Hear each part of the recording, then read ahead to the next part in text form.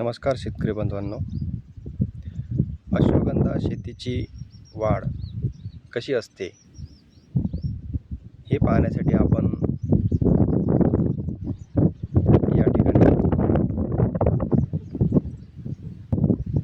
ही अश्वगंधा शेतीची मालिका आपण चालू केलेली आहे. हा आपला या मालिकेतील चौथा व्हिडिओ आहे.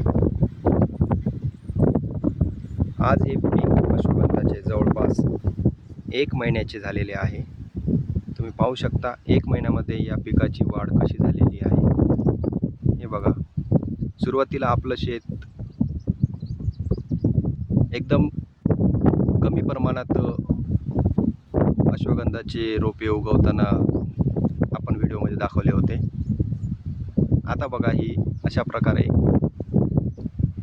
रोपांची वाढ झालेली आहे. हे बघा, अश्वगंधा या शेतीला म्हणजेच अश्वगंधा झाडाला वाढ खूप कमी असल्यामुळं आपल्याला हे असं दिसत आहे. मागच्या आठवड्यामध्ये मी जो व्हिडिओ या ठिकाणी टाकला होता त्या ठिकाणी सुद्धा तुम्हाला आपल्या शेतामध्ये असं एवढ्या प्रमाणात झाडं दिसत नव्हती. फार तर शेत कोरडंच दिसत होतं. आता या झाडांची अशी वाढ व्हायला सुरुवात झालेली आहे. आपण या ठिकाणी मागच्या वेळेस सुद्धा तण काढण्याचे काम चालू होते आणि आता सुद्धा या पिकाला आपण तण वगैरे काढून मोकळं करत आहे.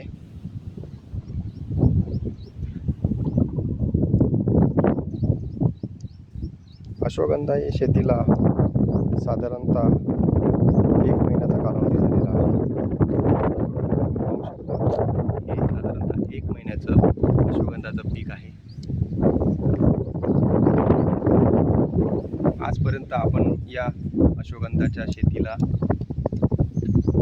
1 वेळा खत दिलेलं आहे आणि आज रोजी एकूण 2 वेळा स्प्रे झालेला आहे. हे बघा, आज सुद्धा याला आपण स्प्रे दिलेला आहे. साधा स्प्रे आहे कीटकनाशकाचा, जो आपण तुरीवर सुद्धा फवारलेला आहे. तूर आपली बघा कशी झालेली आहे. तूर ही आंतरपीक म्हणून आपण घेतलेली आहे. हे अशा प्रकारे आता आपल्या शेतामध्ये अश्वगंधाची झाडं वाढताना तुम्हाला दिसत आहे. हे बघा, मागच्या वेळेसच्या व्हिडिओमध्ये किंवा अगोदरच्या व्हिडिओमध्ये तुम्हाला कदाचित यामध्ये झाडं दिसत पण नसतील, परंतु आता अश्वगंधाची वाढ जराशी होत आहे. अश्वगंधाची वाढ ही खूप मंद गतीने होते, त्यामुळे आपल्याला ही सहसा दिसून येत नाही.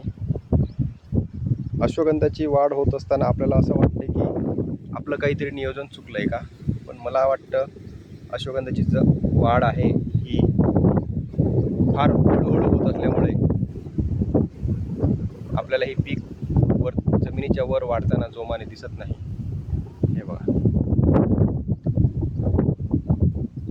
अश्वगंधाच्या या पिकाच्या माहितीचा हा आपला चौथा व्हिडिओ आहे. आपल्याला या पिकाविषयी अशी माहिती आजपर्यंत कोणत्याच व्हिडिओच्या माध्यमातून पाहायला मिळत नाही. ती मी तुम्हाला या ठिकाणी उपलब्ध करून देत आहे. तुम्ही बघू शकता, अजूनही काही रोपे ही खूप लहान अवस्थेत आहेत. हे बघा, याचा परिणाम हा आपल्याला एकसारखा दिसून येत नाही. यावर्षी पाऊस हा फार कमी असल्यामुळे पण कदाचित याची वाढ मागपुढे झालेली तुम्हाला दिसून येते. यावर्षी पावसाने खूप खंड दिलेला आहे आणि आमची शेती हे विदर्भातील अकोला जिल्ह्यामध्ये आहे आणि अकोला जिल्ह्यात मुळातच यावर्षी पाऊस पण कमी झालेला आहे. त्यामुळे सुद्धा या पिकावर थोडासा ताण पडत आहे. म्हणून हे पीक थोडं कमी आणि हळूहळू वाढत आहे. हे तुम्ही बघू शकता. हा आपला साधारणतः 1 एकरचा प्लॉट आहे. या ठिकाणी आपण अशा प्रकारे अश्वगंधा या 1 एकरच्या प्लॉटमध्ये लावलेली आहे. पाहत आहे याला खुरपणीचे काम चालू आहे. याला आपण आंतरमशागत करून घेतलेली आहे.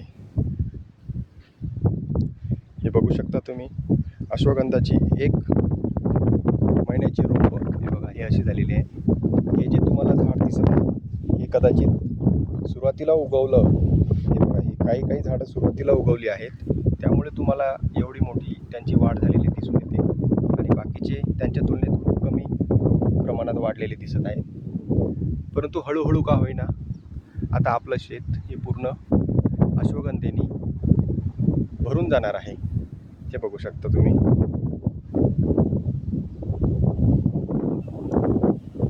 आपल्या शेताचं लोकेशन हे वाडेगाव, जिल्हा अकोला या ठिकाणी आहे.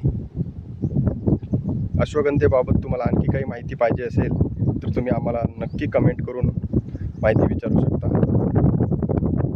हे बघा, या ठिकाणी तर फार विरळ स्वरूपात अश्वगंधाची रोपे तुम्हाला दिसत आहेत. हे बघा, तरी पण काही छोटी छोटी रोपे तुम्हाला निघताना किंवा उगवताना दिसत आहे. याला पावसाचे पाणी कमी पडल्यामुळे सुद्धा हा फरक पडू शकतो. हे बघा, हा आपला या मालिकेतील 4था व्हिडिओ आहे. आम्ही आता याला खताचे नियोजन करणार आहे. पुढच्या व्हिडिओमध्ये मी तुम्हाला सांगणार आहे यामध्ये आम्ही काय काय खत नियोजन केले आहे किंवा खत कुठल्या कुठल्या प्रकारचे दिलेले आहेत. हे बघा,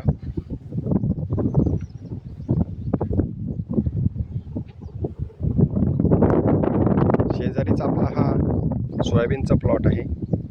यामध्ये सुद्धा आपण नवीन प्रयोग केलेला आहे. यामध्ये आपण शेवगा सुद्धा लावलेला आहे. यामध्ये सुद्धा आपण आंतरपीक 3 प्रकारची आंतरपिकं घेतलेली आहेत. एक आहे तूर, नंतर आहे सोयाबीन आणि तिसरा आहे शेवगा. हा आपला 4 एकरचा प्लॉट आहे. अशा प्रकारे सोयाबीन कसं दिसत आहे. हवा फार जास्त वाहत असल्यामुळे तुम्हाला झाड जोरात हलताना दिसत आहे.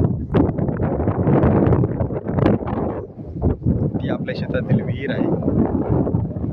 हे बघा, हे पाणी देण्यासाठी व्यवस्था आपण केलेली आहे. आणि समोर शेताचे मालक तुम्हाला शेतामध्ये राबताना दिसत आहेत.